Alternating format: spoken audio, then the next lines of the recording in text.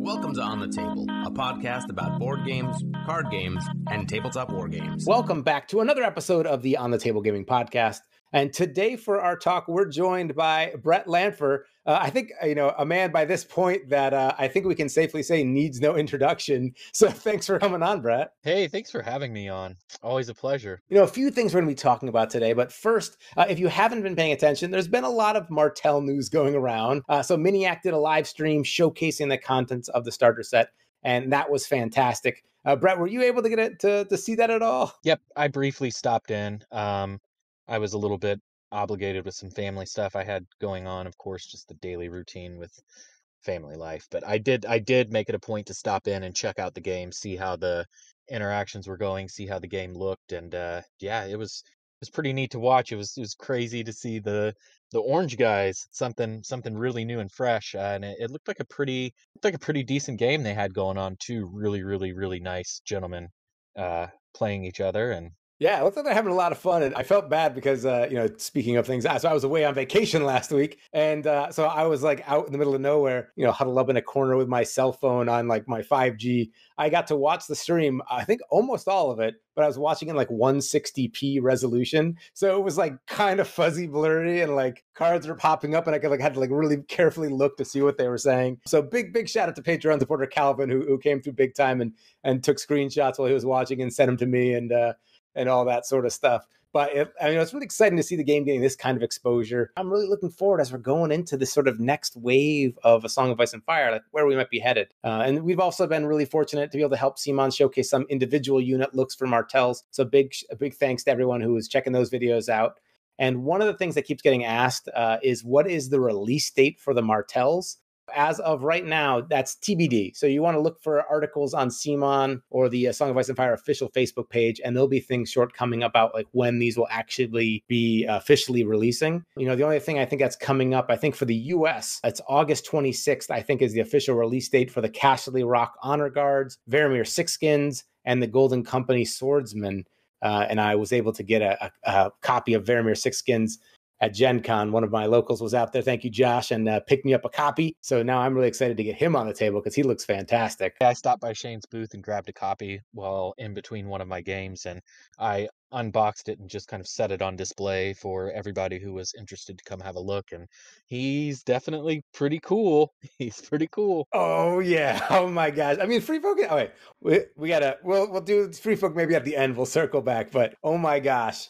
The amount of animals and cool stuff Free Folk have, I'm always just over the moon. Like it feels like every release is like cooler than the last. So, but going back to Gen Con, that sounded like it was a really great experience. And there's a lot that goes into Gen Con, right? And especially you're going there not only as someone who's going to Gen Con itself, which is a huge convention with thousands of people, but it's also something where you're going as a competitor. So what was it like going in and playing in the Song of Ice and Fire Nationals tournament? This year, I felt a ton of pressure this year, actually. I've been saying it for a little while, but I think as the game continues to age, as Discord is kind of bringing the worldwide community together, as the interest in the game peaks, and these gaming clubs are really banging into each other and playing some really tough competitive stuff against each other, the skill gap in this game has really closed. So going in and seeing some people that I know from Discord and knowing that we had some international presence with Carlo, who is a known tournament winner in England, and he shows up, you've got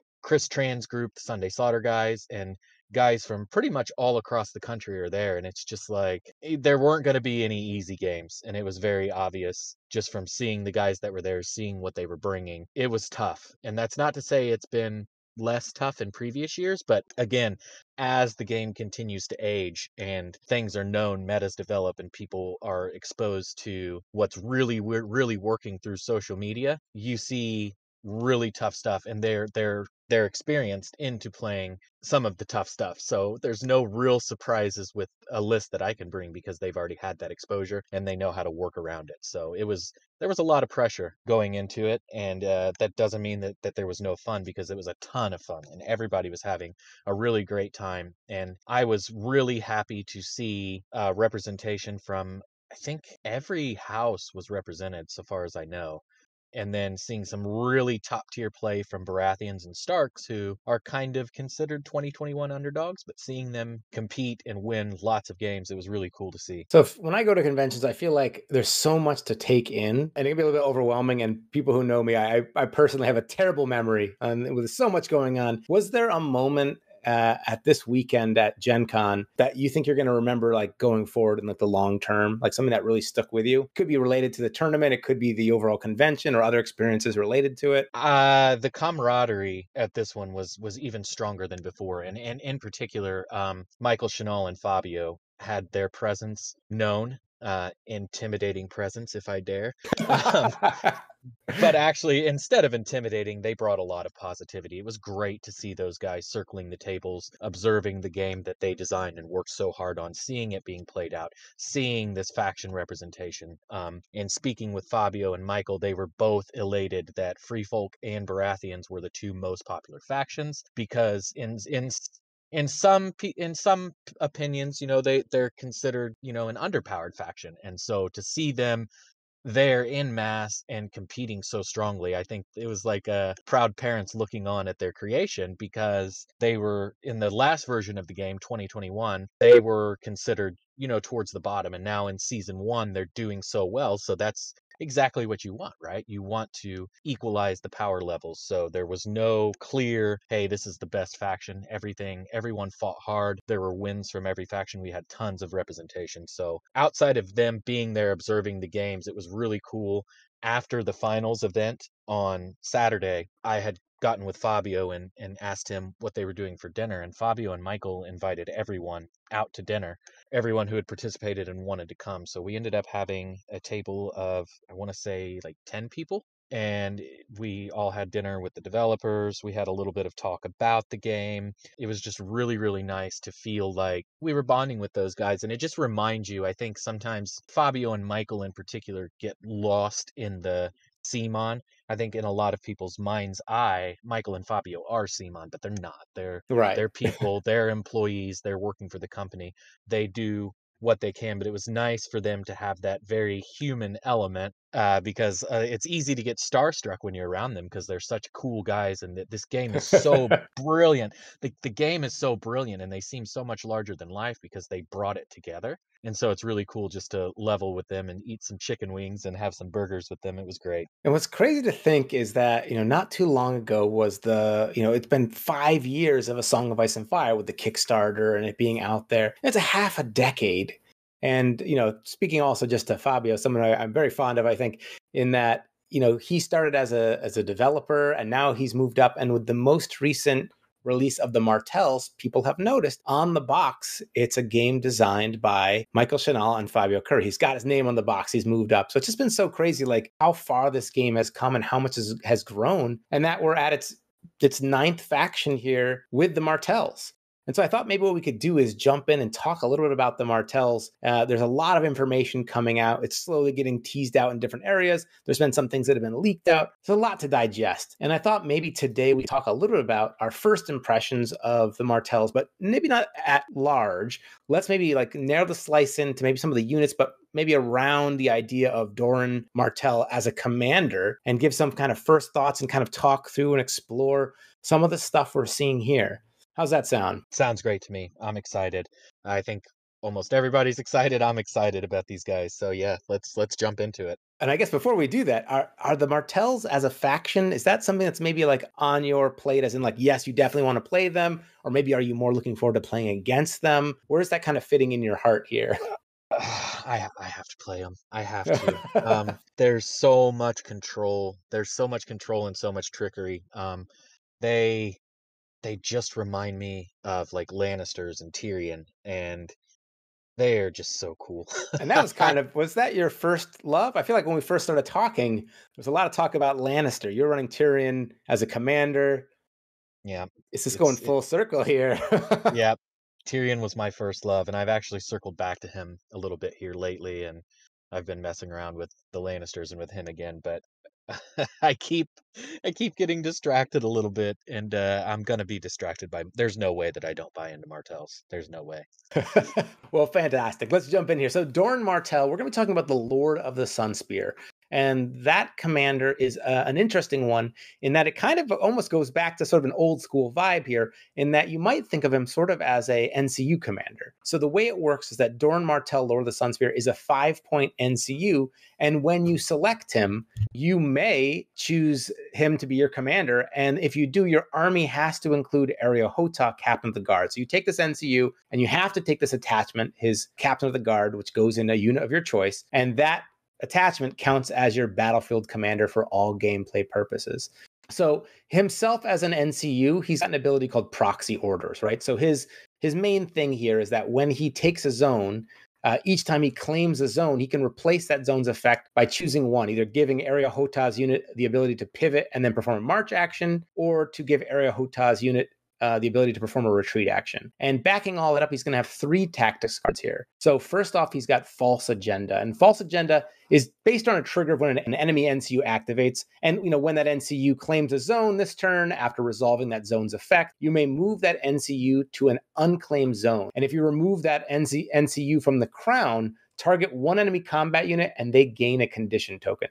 So we actually have this card from Tyrion, and it's incredibly useful with Tyrion. In particular, the swords and the wealth zone are very, very popular zones, like to start a round or at any point, really.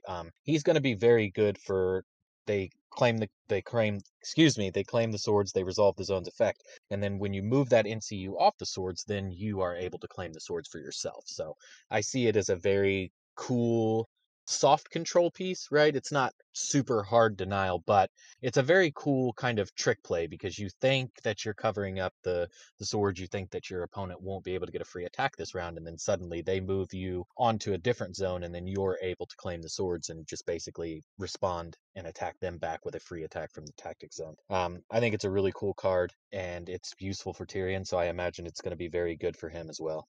Seems like it'll be useful also just to get to the kicker on some of the main tactics cards like Cunning Ploy, Dune Tactics, Unbowed, Unbent, and Broken, Ronus Vengeance. If you need to get that extra ability on your tactics card by controlling a zone that your enemy's already claimed, like, all right, let's move people over one, and now it's yours. Yep. And this might tie in as well with Parlay. And I feel like Doran, as a commander, I think might speak to you tremendously, because there's a lot of these vibes of Tyrion that coming through here. So for Parlay, when a friendly combat unit activates, that unit cannot perform actions this turn. Target one enemy in short range, it activates but does not perform any actions. If this targets Hota's unit, you may both restore 2 wounds. So this is a fantastic ability here. So it shuts down your unit and the enemy's unit. And if it's Hota, they get to get healed, kind of throwing a wrench in some tactics and hopefully helping you trade up against higher pieces. Yeah, and with the amount of mobility Martells have, this is a card that Davos Seaworth actually has. You don't see a lot of Davos, but for Baratheons, they're a little bit less mobile, so it can be hard to get within short range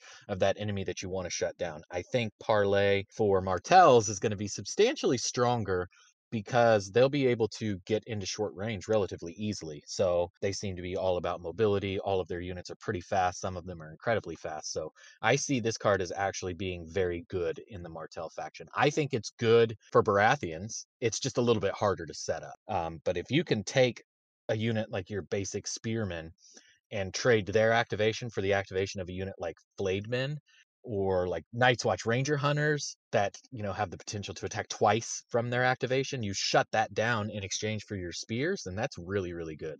I said that. It seems like this is a faction that's going to have a real benefit to people that are really familiar with the game. Yeah, absolutely. It's similar to Tyrion. When you played Tyrion the last version, the more you knew about their cards and what they could do, the more you could leverage his global counterplot that he used to have. That's a different time, of course, but to your point, yes, the more you know about every faction, the more you know about what they can do. I think the Martells are going to reward you. It's pretty much universal across all factions, but I think you'll see it emphasized in Martells because of their ability to control. When you know what your enemy wants to do and you know their key units by looking at their list, you can dissect and remove their queen pieces and their rooks and things like that, and leave them with just the pawns. Because you see a lot of that in list building, similar to chess. You've got some pieces that function as pawns, and then you've got your really big leverage pieces. So I think it's really, really cool to reward you for your knowledge of the game, and these guys seem like they'll do that. And then finally we got Right to Act, which is just when a friendly NCU claims a crown zone, replace that zone's effect with each enemy combat unit becomes vulnerable, which, I'll take it. That's a pretty good trade-off there. Yeah, that's a phenomenal card. You see something similar with Stannis' Will of the One True King, where he can replace the Crown Zone with placing one condition token of each type on a combat unit. This kind of kicks it up a notch. You don't have the variety, but the more combat units you have on the board, obviously, the more vulnerable tokens they're handing out. And it's at that point, you put out 4 or 5 vulnerable tokens, it's going to be pretty hard to manage those tokens and get rid of them. Catelyn and the Khaleesi can only remove so many. So this comes off as a very strong card. And so, right off the bat, then we have a commander that has, in the form of parlay, an ability to, or a tactics card to be able to trade a unit's activation for another activation. So if you're building a list with Doran, chances are you're going to want to have Spearmen, right? You're going to want to have a cheap activation unit to use on this. Yeah, I think it's going to be worth it universally depending on the state of the game. But when we get to them, you'll see that the Spearmen are just good. So I see most lists starting with 1 or 2 of the Spearmen. They're just a very strong, very useful 5-point unit. So it's going to be best if you can leverage that regular unit of Spearmen to cost them their activation. But even if you trade one of your more elite units to kind of strand their elite unit, because it can't activate, so it's going to have trouble getting out of a bad position, you can take advantage of that and strike when they're stuck in a spot. It's kind of similar to Corrin NCU, actually, where you can just kind of leave them stranded and they can't do much about it. That's an interesting point. For Area Hota, then, so that's the battlefield presence you have. That attachment brings Coordinated Assault, which gives you, when you charge, +1 hit for each remaining rank in the unit. It gives Furious Charge. When they charge an enemy unit, they become vulnerable. And then due to the Crown, each time the unit passes a morale test, it restores 1 wound. If you control the Crown, it restores +1 wound. When we're looking at kind of placing a character like Area Hota in a unit, what are some things we want to be looking for here? That the additional damage on the charge is definitely going to be helpful. Getting the vulnerable token out, does that kind of narrow us down to wanting to throw it in a unit like the Sunspear Dervishes? Where would you start thinking about placing an attachment like this in, a unit? He's probably going to be good in pretty much every unit. Given their mobility, given that they have Cunning Ploy, which is a tricky movement card, and then when we get around to him, you'll see what Doran's NCU does. These guys are going to be able to get where they want to go, and they can get into a position to do the charging. Coordinated Assault is a powerful, powerful ability. I like him in the Dervishes or in the Spearmen. I don't think there's a bad spot for him, though. This is a very powerful attachment, actually. Looking at all of the abilities that he brings. So let's see. You've got Coordinated Assault, which is currently, I think it's unique to the Baratheon pikemen at this point. Mm-hmm. Very powerful.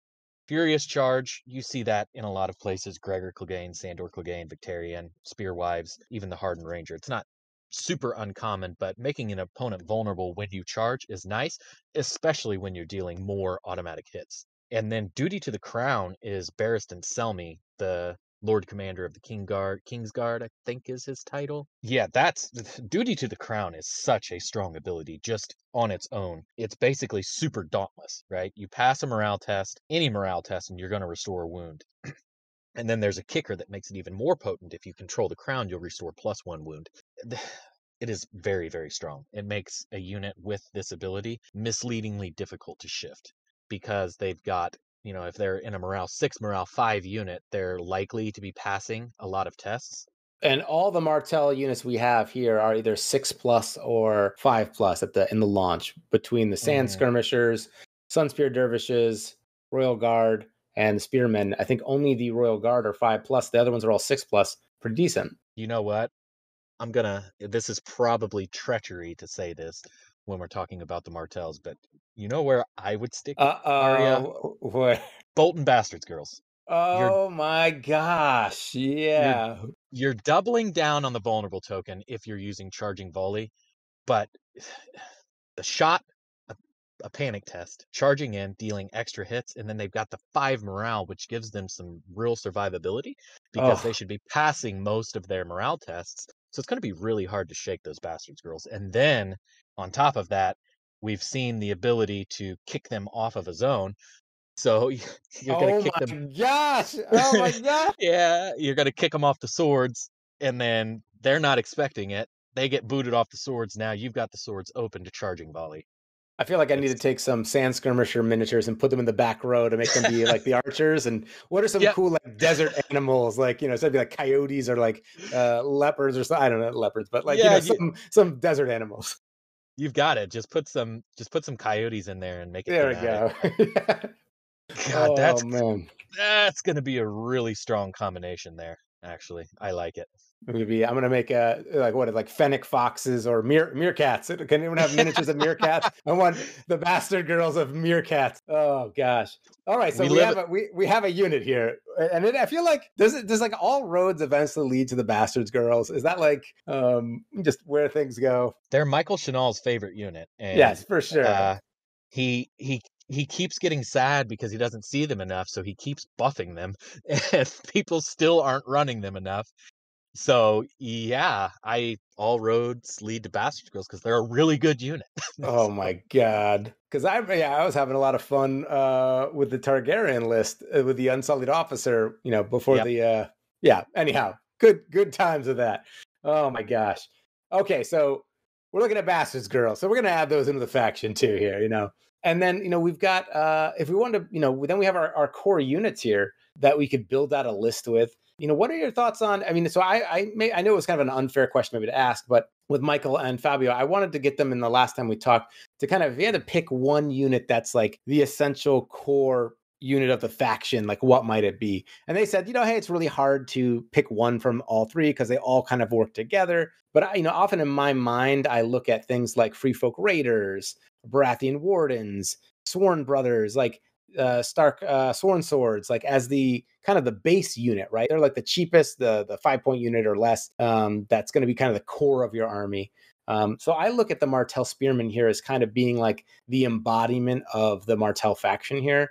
So at 5 points, they've got 4+ to hit, 7/7/4 as their attack profile, 5+ armor, 6+ morale. They've got set for charge, so they get to make their free melee attack when they're successfully charged from the front or flank. And then they've got tactical reposition as their like kind of key Martelli ability here, where at the start of an enemy turn, target one friendly unit in short range, and they perform a 3-inch shift. I feel like this is really powerful and a really cool unit. What are some ways we should maybe be thinking about tactical reposition? Like what makes this ability so powerful that people maybe don't want to sleep on? Oh, I think it's such a powerful ability. Tyrion has it, and Robb Stark has it. I'm sure that it exists elsewhere, the Watch Marshal. At any rate, I love running Robb Stark when I play Starks. I run Robb Stark in Bowman because of tactical reposition. So I think the strongest advantage, besides obviously shifting units to get them closer for a charge or to shift them out of enemy charge range, is with archers. Archers are very powerful in this version of the game because you have so many retribution attacks and so many things that start to compound on you when you're engaged. It can be really nice to stay disengaged with archers and shoot. So what archers can do is they can hang out like 14 inches away from enemy archers. They can shift up to shoot the enemy archers. Now at the start of the enemy turn, they're 12 inches away from those archers. You tactical reposition, shift them back 3 inches, and now the enemy archers can't shoot them back. Gotcha. So when you've got a bow-on-bow war, which ends up happening a lot, whoever has tactical reposition is at a clear advantage in that fight. And they've got this as a basic ability. They don't have to buy like the special commander attachment, and they don't have to pay for the 4-point Watch Marshal solo to get it. They can just bring the spearmen who are already good on their own, and they're going to add a lot of shiftiness, pun intended, to an already fast faction. So I see them as being very key, particularly if you're building your list around the Bastards Girls we alluded to earlier. Yeah, I was just going to say, if only there were a ranged unit that would benefit from this that we could use.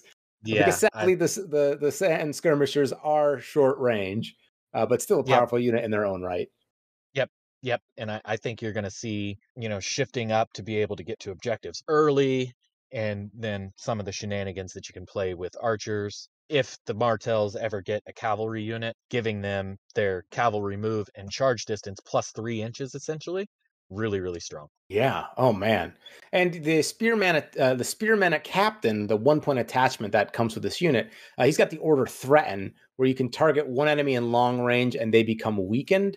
that's also helpful there too, right? If you're worried about your Bolton Bastard Girls diving in there, they're already going to go with the vulnerable token. They've got all the area HOTA benefits. If you're worried about them getting punched back, maybe the unit that slingshotted them up there can also help prevent them from getting whacked in the face too hard. Yeah, I absolutely agree. Weakened tokens tend to be, of all of the tokens that you can get in this game, weakened tokens seem to be about the hardest to come by.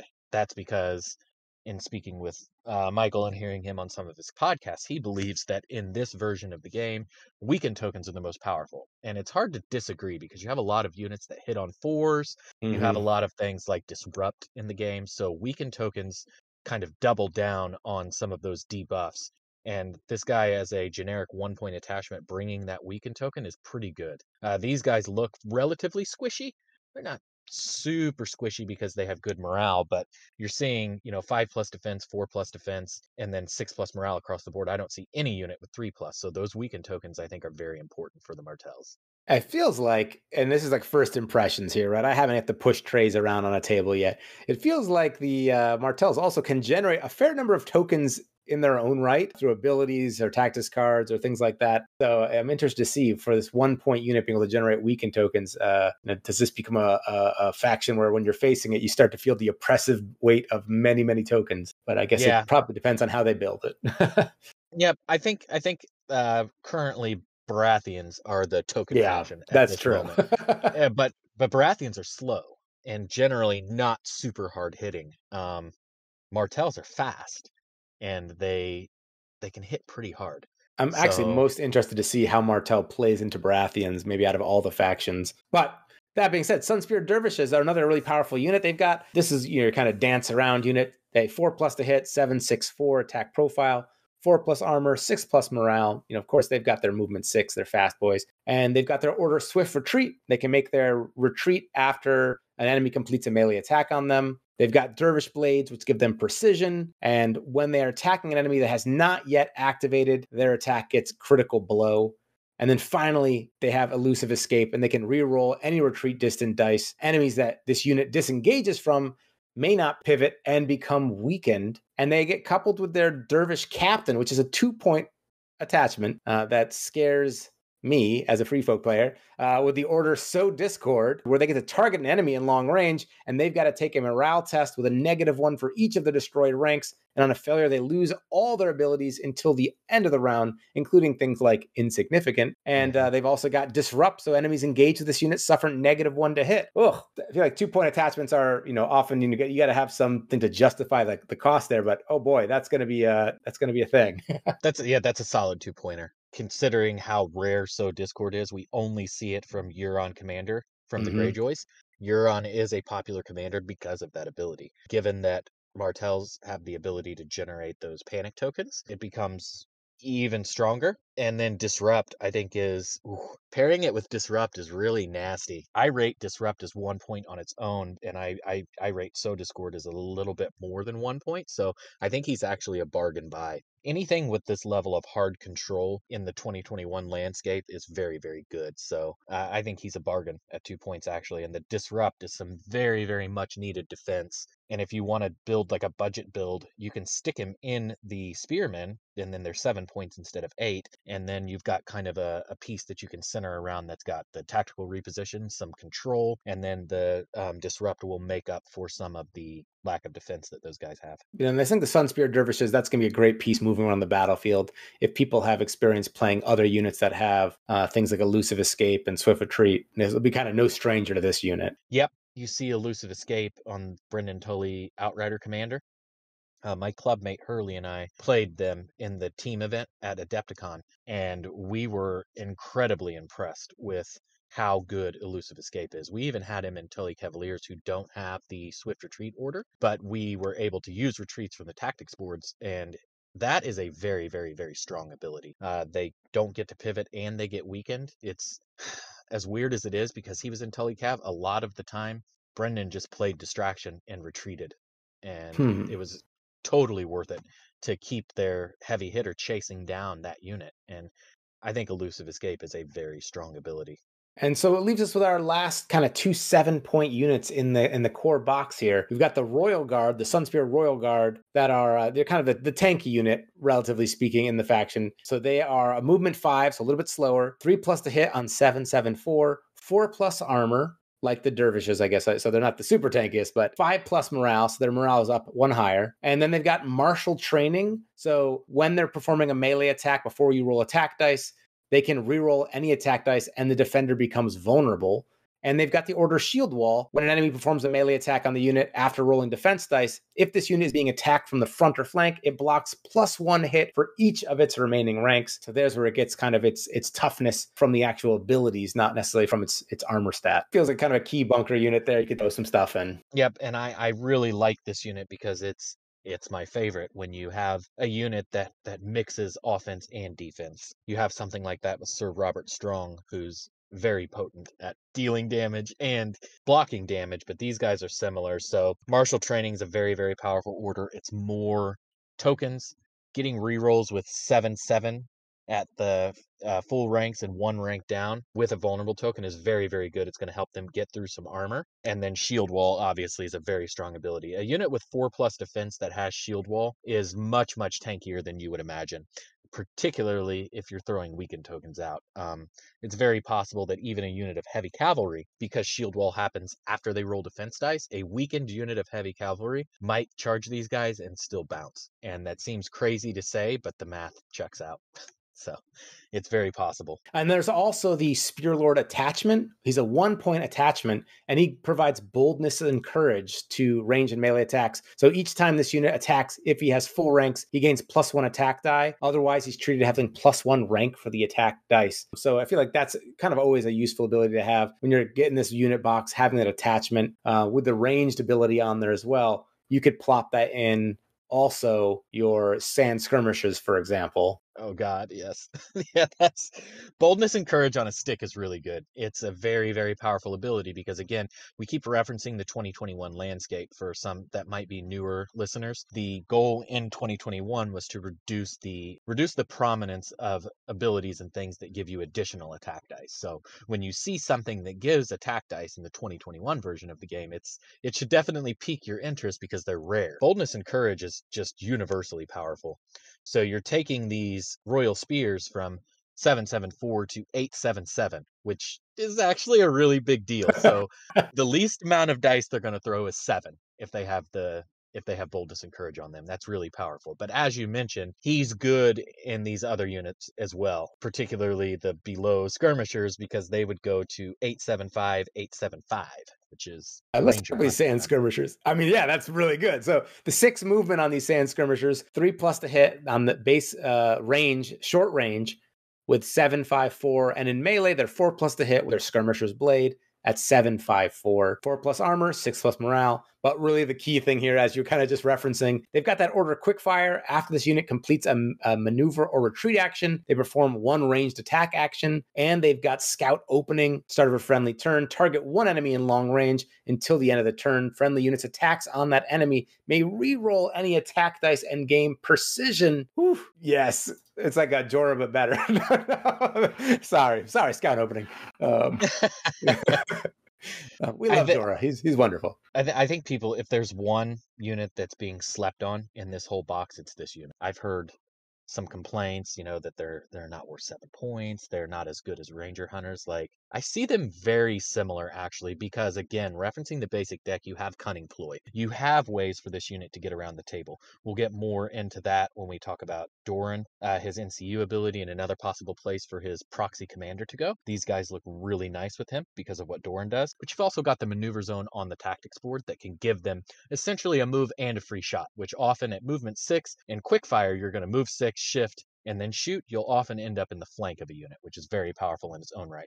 And then scout openings is super, super strong, especially on a ranged attack. If you're getting 8 dice from boldness and courage, you're looking at 8 dice on 3s with rerolls and precision. That's better than a lot of melee units can put out. And this is off of just a maneuver and a free shot. You know, if you get the maneuver from a card or the tactics board, these guys are still able to charge in or just shoot you a second time. I think it's a really good unit. Man, I'm looking forward to playing a bunch of Martells. You know, I really enjoyed the Greyjoy. I think they're awesome. I do feel like, you know, playing mostly free folk, when I started to play Greyjoy, like there was some sort of like similarities, not really, but like a little bit of swarminess at times. And I feel like this plays very differently. So I'm really excited to make that jump over to these guys. Play a bunch. Well, you know, so let's talk about, we do also have one more attachment here we could talk about was Oberyn Martell, the Red Viper. So this is the 2-point attachment. He's got Expert Duelist. Now, each time this unit performs a melee attack, you get to do the infamous, everyone's favorite, you roll an attack die and you get to choose one.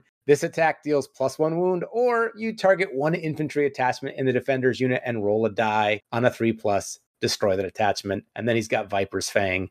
Which when attacking enemies that have not activated this round, the defender becomes vulnerable and weakened. You know, that's Expert Duelist, love it or hate it, is a potent ability. And I think, you know, if anyone, Oberyn lives up to his kind of mystique as a character for sure. Yeah, no, these both feel very thematic. The weakened and vulnerable when enemies have not activated this round is basically like a 1 token better version of the mummers or the cutthroats, right? It's kind of them combined. The mummers make you weakened if they attack you before you've activated. The cutthroats make you vulnerable. He does both. And it makes sense because it's Oberyn.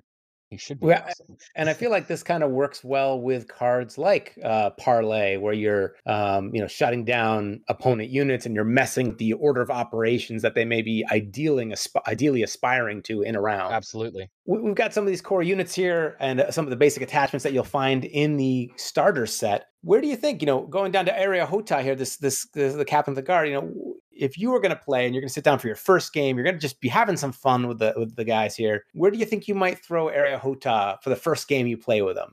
For the first game that I play, I'm not going to bring out Bastards Girls because I'm going to try to learn the faction. I'm going to stick him in the Sand Skirmishers because I know that Doran Martell can always replace his own with a pivot march or a retreat action. So I'm going to try to get my skirmishers into flanks by pivoting and marching. And then I'm going to hope that I have the false agenda card to kick them off of the maneuver zone. And then I'm going to maneuver again, shift and shoot, or I'm going to use Cunning Ploy.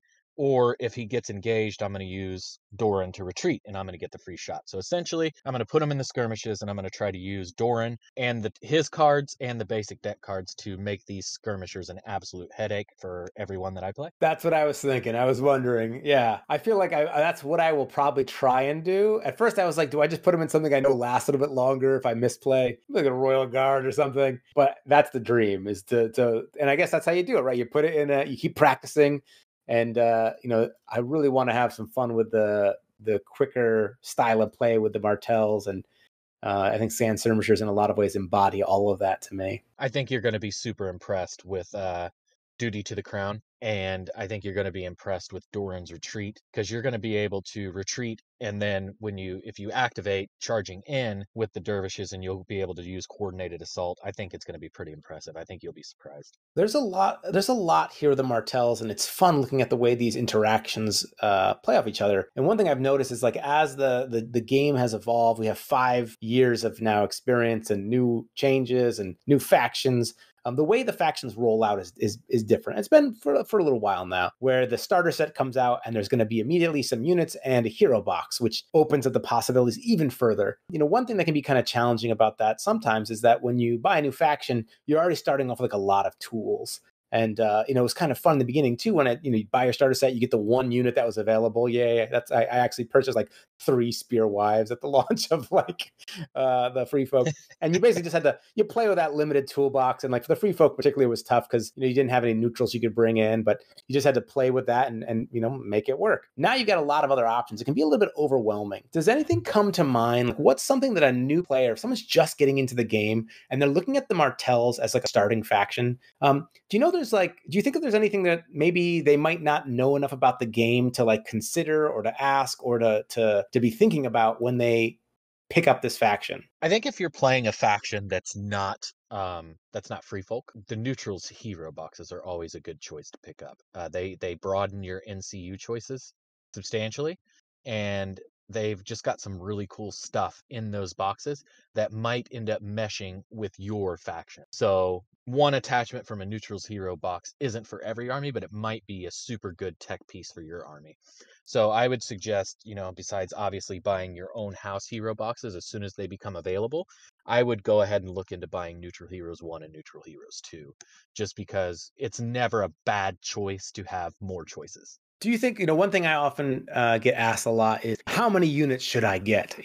A lot of people coming over, especially from the old FFG games or X-Wing or Star Wars Legion, or I guess now that's technically Atomic Mass games, but you need to buy 2 starter sets to be able to play it. And I feel like looking at my shelf here, I feel like I typically end up with 2 of most things, 3 in some rare instances, but that's maybe overkill at times. For here, some people I know were talking about Martel Spearman spam at 5 points. I'm not exactly entirely sold on that. Do you see, any of these units that are being released, things that you'd want to get doubles of or triples of?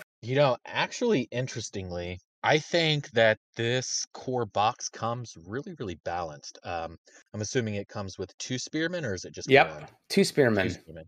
I don't necessarily think you need to duplicate. I think if you try to run 2 of the skirmishers, it's probably too much. That's a focus key unit that you want to, just have 1 of and put a bunch of resources into. I Right. think if you try to double up on them, you're going to run out of resources to make them tick. No, I think just probably out of the box, they're pretty playable. And then again, you can look at something like Bastards Girls if you like infantry. If you think you're missing cavalry, you might look for some Zorse, who with the Martell's shiftiness, I think the Zorse will be really strong and they'll be able to hit those flanks and get their bonuses. Or you could opt for Flayed Men if you wanted to add some 3+ defense that they seem to be lacking. But as far as the Martells go, I don't think you need two starter boxes, and I don't think you really need to double down on anything that's in there. Maybe just kind of Fantastic. wait to see if they get any other cool techie units. Well, and then the last thing here. So you are known for having some very nicely painted miniatures. You've had some fantastic Lannisters in the past. You had your Night's Watch with some cool basing. Any thoughts on how you're going to paint these guys up, or any cool ideas for basing? I think you've got some really cool options to do some like architecture for them, because again, I'm not like a book fluff. All I have is the show, and it just seemed like a paradise where they were living. So I think Yeah. I want to incorporate some structures if I was doing their bases. That being Um, said, I will say the sort of did the Martell plot dirty a little bit. It was very truncated, but visually, yes, very amazing. We didn't even get to talk about the water gardens and things like that. That's maybe a future thing, but yeah, there could be some cool architecture. yeah, I've been tempted to want to do something with sand dunes, but I'm not exactly sure how to do kind of the rolling hill, the rolling dune sort of look and have it really work. But if anyone has ideas out there, please share pictures, because yeah. inquiring minds. Yeah, I think the Vallejo, actually, they have some really, really nice, like you just take it out of the box, or you take it out of the container and just brush it on. And it's like it's got your adhesion and your texture. And I know for a fact that they have some sand texture, and it's actually really user friendly. You basically just paste it on there and it'll blend to itself pretty nicely. So you might give that a shake. But I could definitely see doing some palm trees and some oasis. I like water. Oh uh, yeah. I like the way water looks on bases, so you could build a desert oasis there, and I think it'd be really, really cool. And then as far as the color scheme, I think you want to, if you're doing a sandy light brown base, I think you want some bright, vibrant colors that pop. It looks like from the art, they're mostly like a cream color, and I see some reds and a few highlights of other colors. I don't necessarily stick to what is canon paint job, so to Yeah. speak. But I think you could, if you're doing desert, some blues would look really, really nice. You could do some vibrant greens, but you could stick to the reds. I think if you did reds and some yellows, some muted yellows, it would look really good. That's what you're seeing on the box, and I think all of those would look really nice. But I would probably personally do some blue. Fantastic. And we've got we'll start wrap things up here, but over on my vacation, I'm one of those weirdos. I go on vacation, the main thing I end up doing is a reading. So I read a few books. I got to read Fire and Blood, which is the Targaryen history, hundreds and hundreds of years before Game of Thrones took place. So I'm actually kind of excited now for the Game of Thrones show coming out at the end of August. Is that something you're going to be watching? Oh, of course. Oh Absolutely. boy, Yeah, all right. Well, we yeah. might have to touch base with you about that and do some off the table talk about the show Of because course. the book was fantastic, and so now I'm like, oh, this might be a really good show. So hopefully I get some people also excited about Song of Ice and Fire, the miniatures game. Maybe we'll see some people doing some historical adaptations or something, switching timelines. Yeah, sounds awesome. Well, thank you so much for coming and talking to us, Brett. And yeah, I can't wait to hear what you think about the Martells when you get them on the table. Yeah, I'm actually really eager to. It's definitely exciting for me. I want to see what I can do to make these light armored factions work. And if you're listening to this podcast, you can head on over to our Facebook group or check us out on YouTube. We also post the podcast on there. And feel free to leave some comments, notes, maybe things that we missed, or suggestions or questions you have about the Martell faction coming up here, how you're going to get the most out of it. And in the meantime, hope you get your miniatures on the table.